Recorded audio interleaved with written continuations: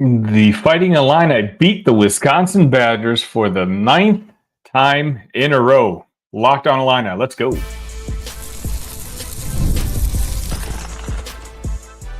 You are Locked On Illini, your daily podcast on the Illinois Fighting Illini. Part of the Locked On Podcast Network, your team every day. Welcome, everyone, to the live post-game edition of Locked On Illini. We do this after every football game, after every basketball game, and man, there never seems to be an easy basketball post-game, no matter how talented this team looks. Before we get started, this episode is going to be brought to you by FanDuel. You can start the season with a big return on FanDuel. New customers can place a $5 bet, and you'll get started with $150 in bonus bets. If you win your first $5 bet, visit FanDuel.com to get started. What do we say, right? 86-80. It's a game that me personally reminded me a lot of the vibes I was getting on Friday against Northwestern. Illinois throws out pro basketball players onto the court. Wisconsin throws out pretty solid college basketball players, but I think the talent level was pretty drastic when you just watched 1 or 2 minutes of action. But Illinois could never really fully pull away. The same issues that we had against Northwestern, the same issues I've been concerned about all season long. This team's just going to have to continue to learn to win. And they pulled it off today, but I feel like they could have done it earlier. And they put themselves in some issues and situations where the calls easily could have gone the other way. I did my Northwestern 24-hour later recap, and I talked about reviewing the film. And in the last couple of minutes, there were just a couple 50-50 plays that went the Northwestern Wildcats' way. And, Northwestern came out with the victory. I think today, quite the opposite happened. It was Illinois getting some favorable bounces at the end of the game, and ultimately we were able to get the victory. And the victory is something we needed, right? You don't want to start 0-2 in the Big Ten Conference. Wisconsin's a good basketball team. They're not a great basketball team. They're not someone who I thought was going to contend for the Big Ten title or anything like that. I know they had that big victory, well-deserved victory over Arizona earlier, but I think, seeing that game against Michigan and watching them against Marquette, I think there's a ceiling to them. But it's a home game against the Wisconsin Badgers, a rival. This is just one of those games where I think we should all be grateful that we can chalk up a W. And I'll be honest, this is not how I thought this game would go at all. If you paid attention to our preview, not just our preview, anybody's preview. If you've watched Wisconsin Badgers basketball, you know that they have a lot of trouble guarding big men. And so I really did think that Visic and Morez Johnson would have career games. And that really wasn't the case. In fact, it was Tre White. We just experienced the first Tre White game where he was arguably our best player. Probably Kasparas is going to be the consensus. Let me know. By the way, live episode. So, feel free to comment in the chat what you thought of the game. As those of you of my everydayers who know I do this after every single game, in the last segment, I like to go back and forth with the community and hear what you guys think, whether you agree with me or whether you don't agree with me. But two guys, that I just feel like deserve all the praise. And I'm purposely just not saying Kasparas because we know Kasparas now, right? Like all that hype over the offseason, justified. All those concerns earlier in the season about him not wanting to shoot, it really did turn out to be one of those where maybe he just needed to get comfortable, where he just needed to get acclimated. And, once he figured out the college game, well, he's certainly figured it out.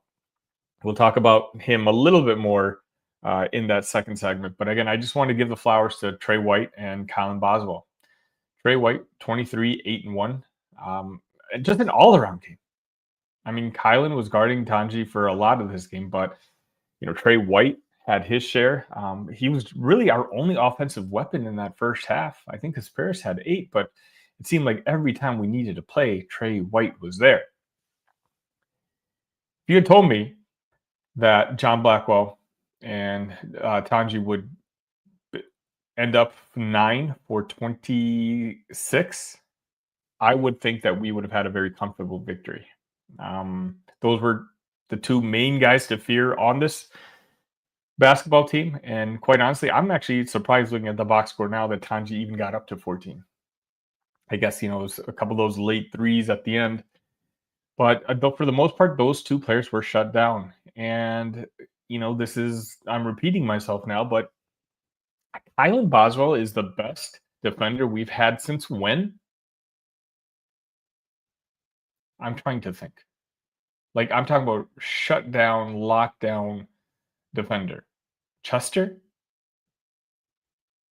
There's got to be someone more recent than that, right? There's someone I'm missing out, but Kylan Boswell, it's just, I love watching him play. The guy loves taking on the assignment, and he's basically been undefeated all season long. And I'm just going to say it, and I might be jinxing myself, but I said this in one of my group chats earlier today. I can't wait for that Purdue game.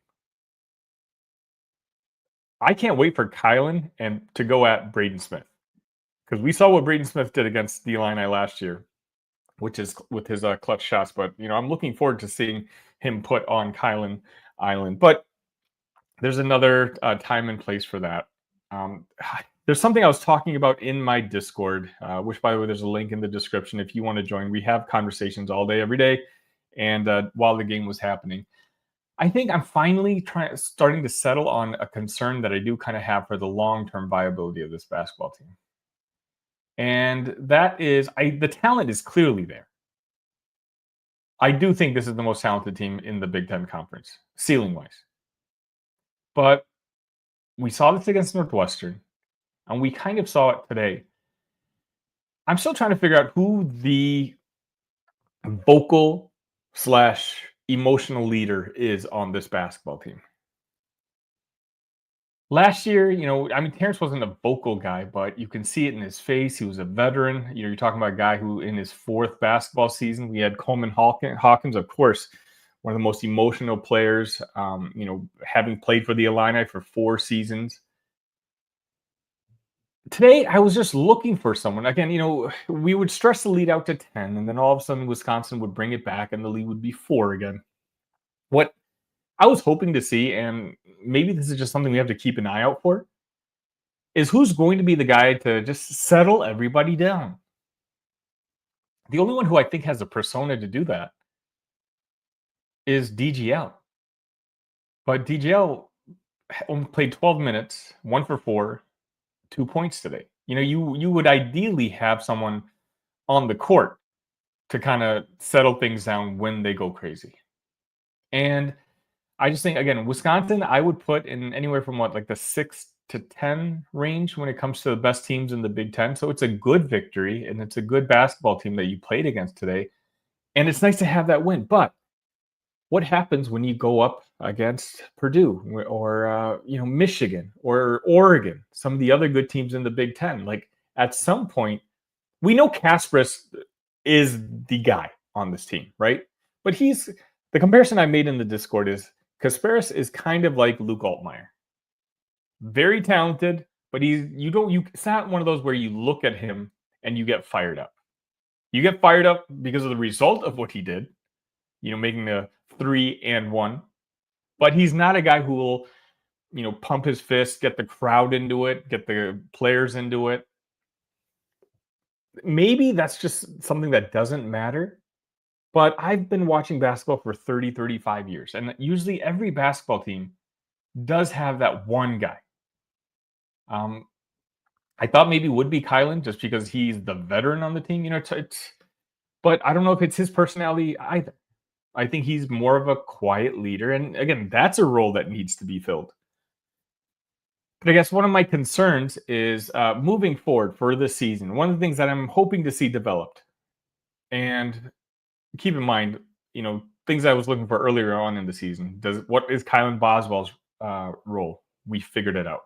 Is Kasparas ready to be an alpha? We figured it out. this is another one where I do think this doesn't necessarily have to be a long-term season type of question. This could be figured out in the next game. But I guess I'm just saying I was looking for the cues today. Because again, once again, when the crowd is going crazy, when you're going up against a rival, a really good basketball team, I want to see who's the guy to get everyone close together and get them ready to go. Say, hey, this is what we need to do. Everyone settle down. I still don't know who that guy on this basketball team is. I don't know. Will Riley's just not ready for that role. Will Riley, with again just a 5-point game today, he's taking a step back after his hot start earlier this season. Maybe it's Kasparas. Again, let me know in the chat who you guys think, or in the comment section if you're watching this tomorrow, or send me a message on social media if you're one of my loyal audio listeners. I'm really curious if you guys think that I'm overreacting in the sense where I just don't know who the emotional leader on this basketball team is. And because of that, I don't know where the personality comes from. Is the personality coming from Brad, or is it coming from someone else? Let me know what you guys think.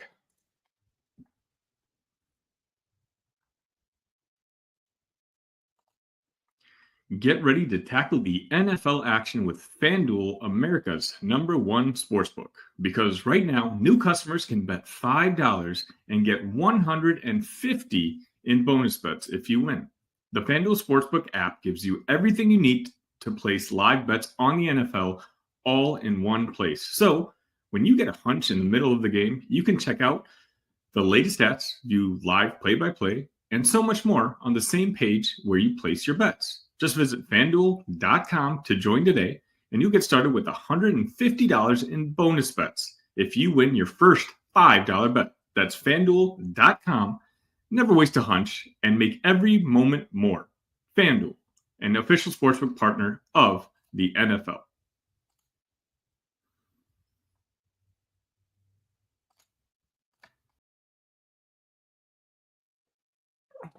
If you're here for the first time, please make sure you're subscribed to that channel right here. Make sure you hit the like button.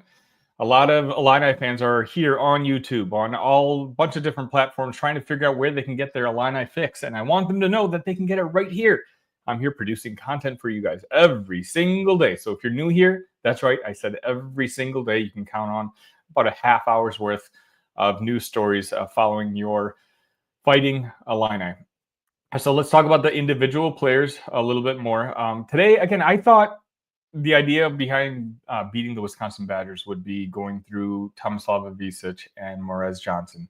And Tomislav had a pretty good start to the game, but then he missed. I mean, you guys might have the stats in front of you, but his last X amount of shots in a row, it seems like he just could not buy a bucket. Ultimately, he finished with 9 points, 11 rebounds. Again, productive.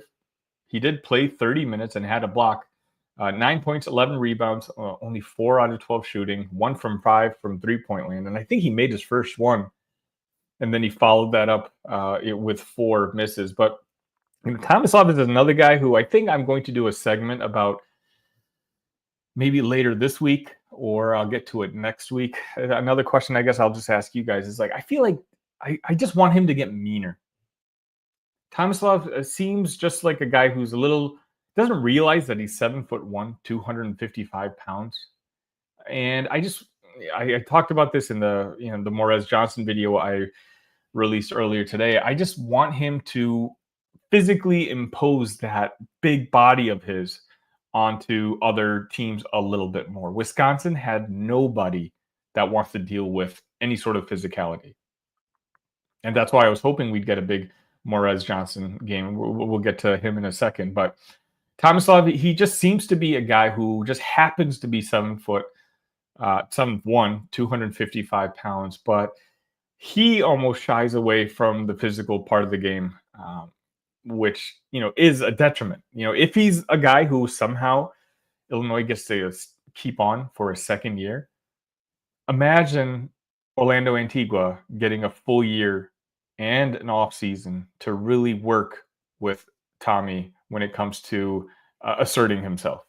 Orlando, some people forget. Some people think about Orlando as one of the top recruiters in the country, which he is. We just had a 5-star visiting champion. He was at this game, Alex Costanza. But Orlando Antigua is almost just as good of an on-court teacher as he is an off-the-court recruiter. Orlando's known as one of the best big men teachers in the game. Kofi credits a lot of his development to Orlando. Georgie. I know some of you guys remember Georgie. I can never say that last name correctly, but I don't need to. I said Georgie. You guys know who I'm talking about. This guy was like a no-star. And out of nowhere, he had a phenomenal freshman year, and then he had one of the more fun Illini careers in recent memory. Another big man. Orlando and Tomislav, we had this summer, but even Tomislav had those issues hanging over his head that we weren't really sure, if he was going to be able to play. I know he was practicing with the team, which is good. But I think Tomislav, if with one offseason at least of working with Orlando, and maybe it's not in his personality, but let's find out. Because I do think a Tomislav Ivicic with a mean streak is an absolute dangerous Big Ten basketball player. Speaking of who I think could be a dangerous Big Ten basketball player, Morez Johnson Jr., a guy who has no problems exerting his physicality. The guy has no issues leaning on people. Putting his arms up, he gets called for fouls today. I guess only 2 foul calls today in 13 minutes. I am a little surprised he only played 13 minutes.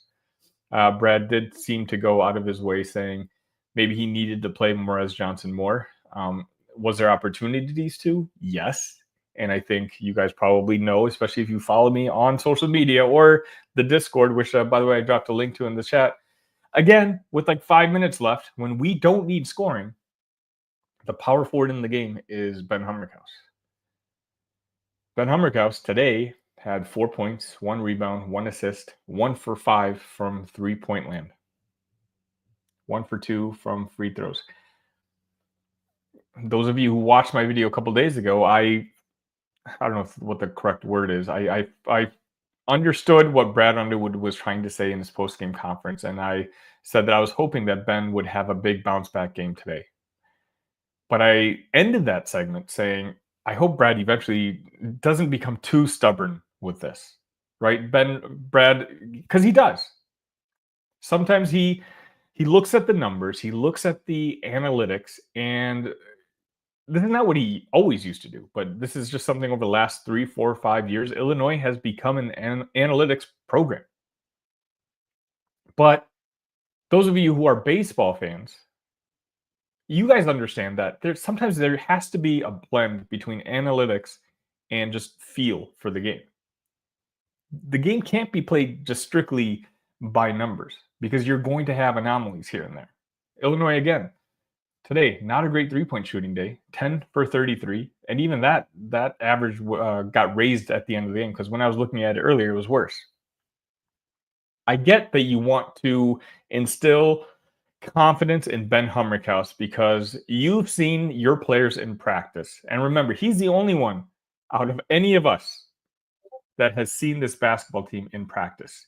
And he's basically decided that in order for this team to reach a ceiling, it needs Ben Hummerkaus on the court. And I understand that. Like, he's a floor spacer. But today he played 26 minutes. Did he need to be in the game at the end? I know we all remember. I think it was like 4 minutes left. We're up about 6 or 8 points, and Wisconsin missed a basket, and Ben Hummerkaus came down with it, but then a Wisconsin Badger just ripped it away from him. He's not a good rebounder. He's not a good defender as much as, Brad will try to tell us otherwise. I mean, we have eyes. But if I get it, you want to build his confidence in shooting, but at the end of the game, can you really risk going 0 for 2?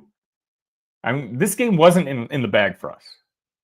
Even with about 28 seconds left, this was a 4-point game. Finally, I'm appreciative with about a minute left. Brad finally took Ben Hummerkaus out, but I'm just starting to wonder if, and I'm not really wondering, this is just one of those where Brad, as great as he is, as he's the best coach of my generation, and I truly believe that, and there's no one else in the country that I would rather be in charge of my basketball program than Brad Underwood. Doesn't mean I'm happy with him 100% of the time, right? I love my children. I love my wife. Doesn't mean that I love everything that they do. And it just seems like right now, this Ben Hummerkaus experiment is just one of those things that it's going to go all season long, possibly. Hopefully not. Hopefully this is just a simple matter of a couple of games, and this is his worst slump of the season, and we're just getting it out of the way early. And who knows, maybe a month from now, we're all going to be laughing about this. I'm just, at some point, it's how much can you keep counting on the word hopefully? All right, we'll get to your comments right after this.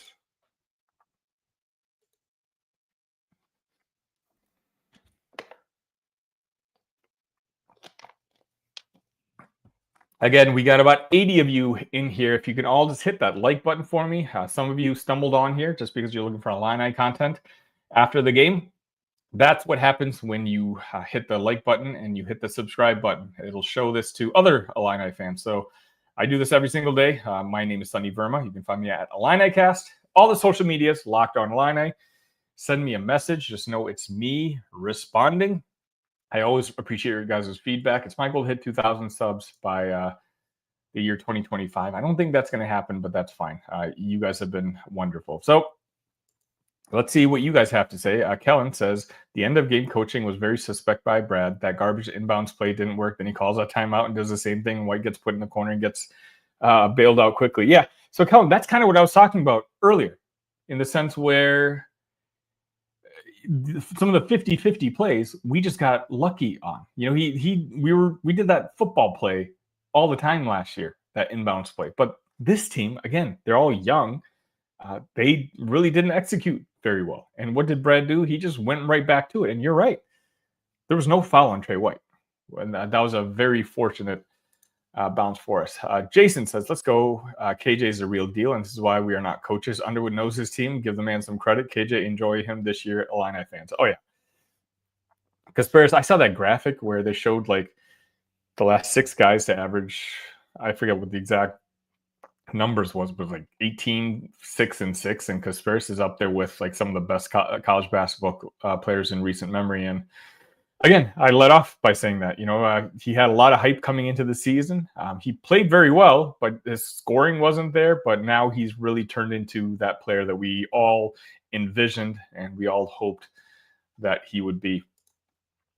Justin says, nice to see Tre come alive. Absolutely. Tre White, let's be honest.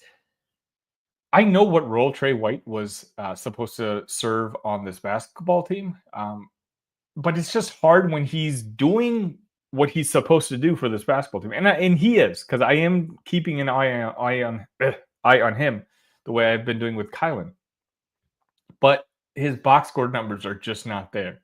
And so the cardio jokes, of which I made at the last post game, it becomes hard to defend what Tre White's performance actually is. And, this is something that Brad Underwood has had to answer to in the post-game press conferences, especially with how hot Will Riley had started earlier in the year. Now, obviously, he's slowing down a little bit.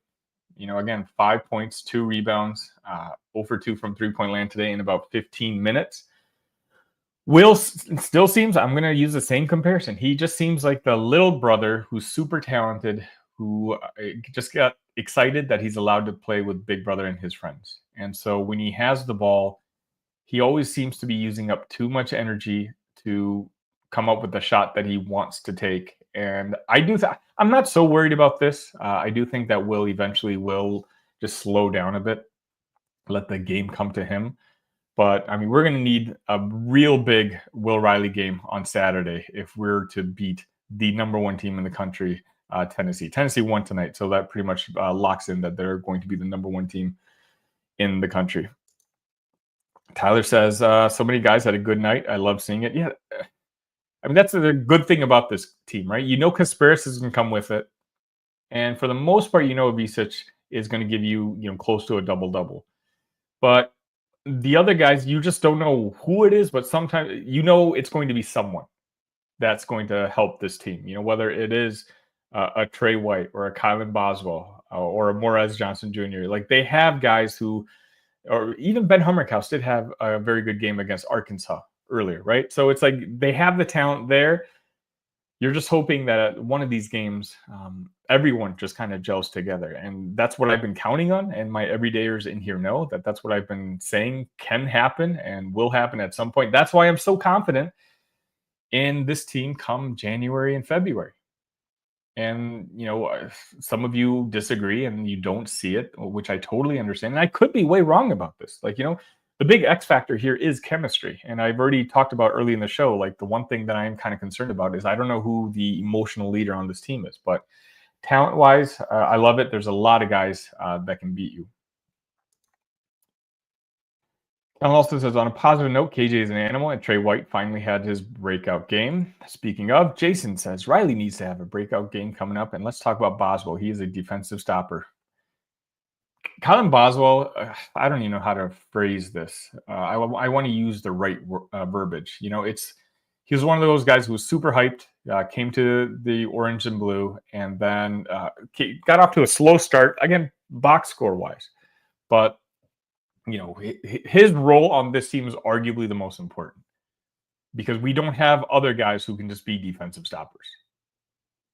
This is a team that we can score with anybody, but Kylan has continually, every single game, zeroed in on the opposition's best scorer and be like, you're going to have a bad night. Mark Sears saw that, Boogie Fland, and Brooks Barnheiser last game, Tanji this game, everyone. And again, I can't wait for that Purdue matchup. Terry says, our point guard is a top 5 pick in the draft. That should be the next topic. He's the most underrated guard in the country. Terry, you're absolutely right. ESPN released their top 100, and I believe they had Kasparas at number 8 and Will Riley at number 12. And I believe it. And he's going to continue to get higher. We're very lucky, and I think I'd probably devote a full episode to that later on. William asks, how much longer is Hummerkaus a starter, and how many minutes does he deserve? Yeah, it's tough, right?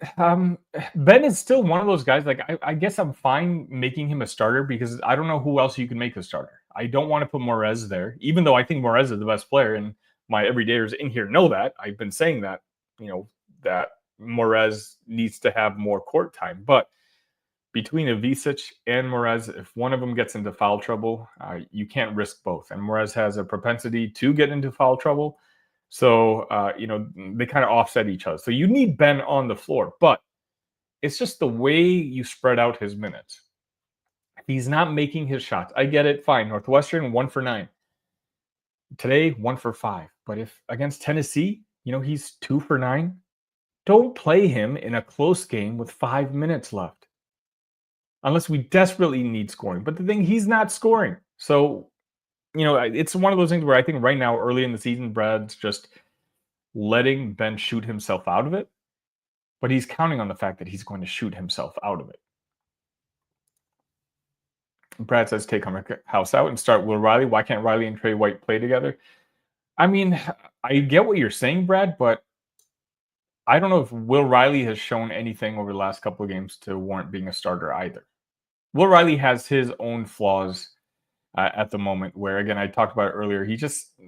I don't think he really plays in the system. I think maybe you guys agree with me when I say this. There's an Illinois flow to the offense when he's not on the court, and then the style of play completely changes when he's on the court. Not that there's anything wrong with that, because Will Riley's that good of a scorer. I'm not worried about that. Like, when Will Riley goes off, he's a guy who can get you 30 points on any given night. But I do think ultimately in the long term, Will Riley needs to be playing more minutes. He played 15, but I don't know if I'm ready to put him in as a starter right now. We'll get to more of your comments right after this.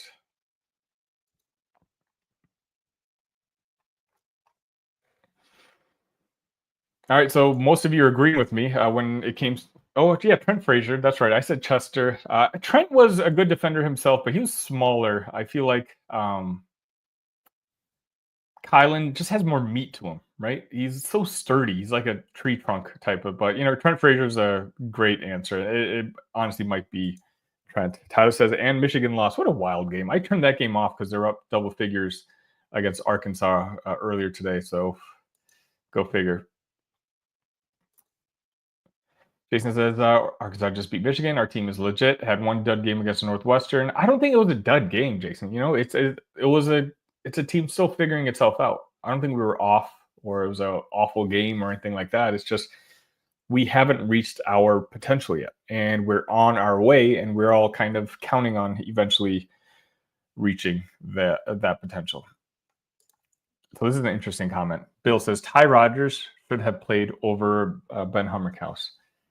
I'm a big Ty Rodgers fan, and for the most part, all season long I've said that Ty Rodgers doesn't necessarily have a role on this team. But if I'm going to be real with you, if I'm going to be honest with you, he would have last Friday night.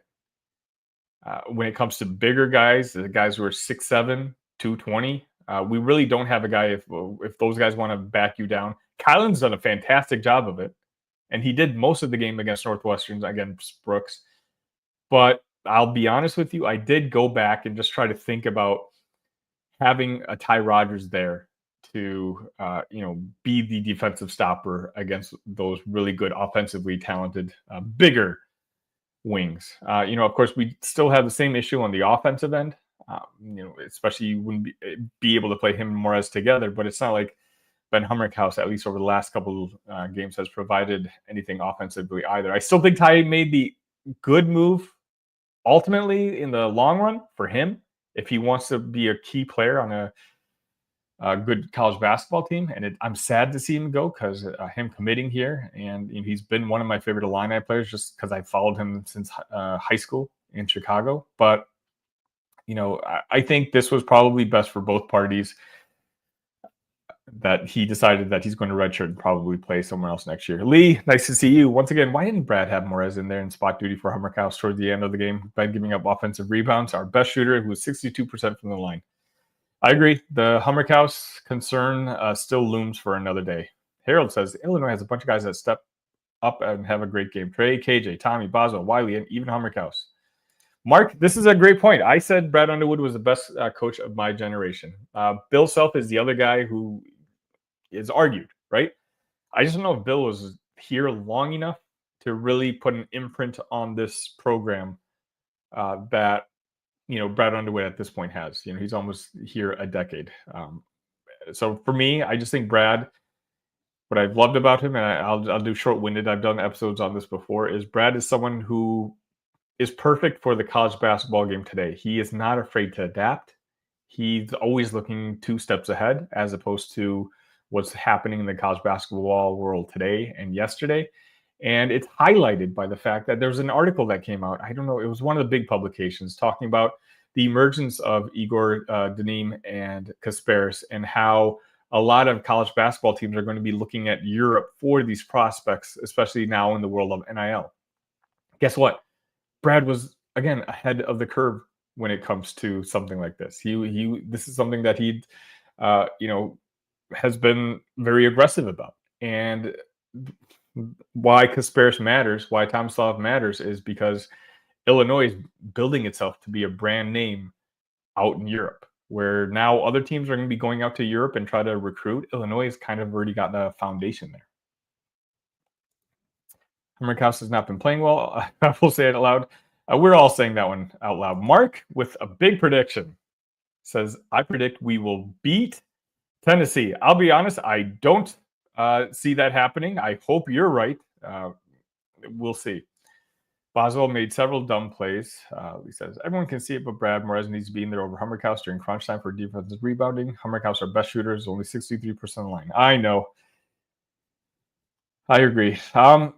Okay, so that's going to just about wrap it up for today. Again, post-game edition. I use these for therapy sessions or, celebratory episodes where we all get to vent a little bit, talk about what's on our mind, flesh out some of the ideas, which I'll probably do later on. I'll maybe release another episode 24 hours later, as I did with the Northwestern episode. But again, if you're here for the first time, please make sure you're subscribed. I do this every single day, and I've got such an awesome community here that I appreciate each and every one of you who find me on social medias or talk to me on Discord or Twitter, Blue Sky, Instagram. I do it all, even TikTok. I'm way too old for TikTok, but I'm doing TikTok too. Well, we'll see how long that one lasts. But regardless, I'm here for you guys every single day. I will have a new video for you soon enough. I got Big Ten Ted talking about the Big Ten Conference game. We're going to have a preview for the Big Ten Conference game, Big Ten college football playoffs, and of course, Illinois versus South Carolina, and the Tennessee matchup on Saturday. That's going to be a big one. And of course, I'm going to be right here post-game. So again, make sure you're subscribed, hit that notification button. Until next time, ILL, love you guys.